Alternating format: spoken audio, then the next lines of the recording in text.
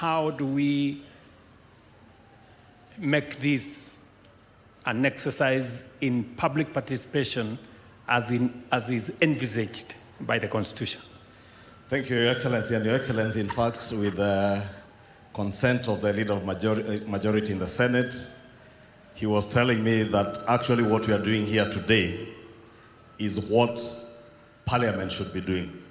We have today constituted ourselves as a People's Constituent Assembly to start that journey of even anchoring this process into law, as you say. And I want to say that we support. And indeed, Your Excellency, you remember on Monday in our meeting in Naivasha, I did suggest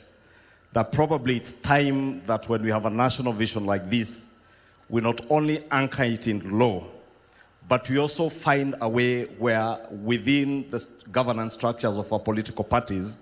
we ensure that even at a time as this, when we are looking at elections and we're looking at people crafting their election manifestos,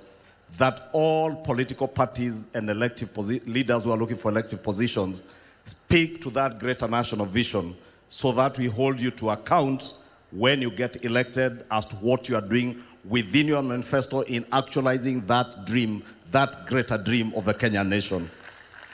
Your Excellency, Senate Majority Leader is telling me that I should say that since we craft laws or we have legislative proposals that we draft into bills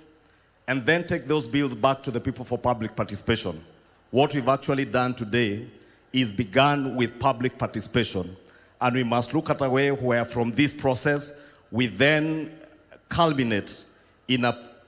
legislative proposal in terms of a bill that will now anchor this process of a national vision into law so that we obligate all future leaders to the time we are 100 years as a nation and beyond in law and make sure that nobody ever takes us backward in terms of what we want to aspire to get to as a nation. Lastly, Your Excellency, in the interest of time,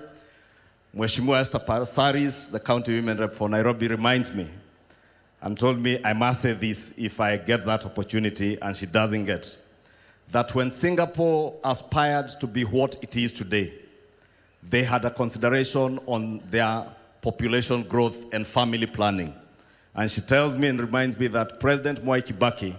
in around 2008 when we were doing Vision 2030, did speak to us on the need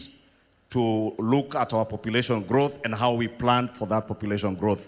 Your Excellency is food for thought, because you've also told us that by the year, you say 2050, yes, a quarter of the population, world population, will be in Africa.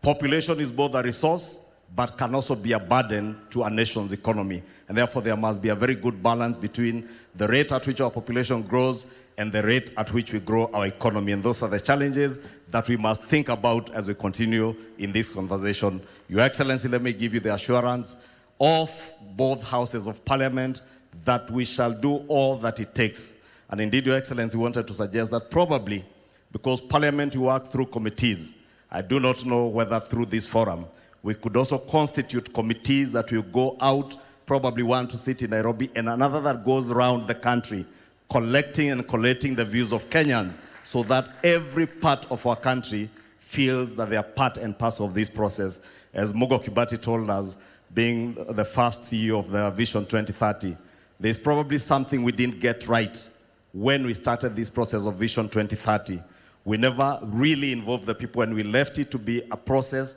that was largely seen to be a process of bureaucrats in government, and probably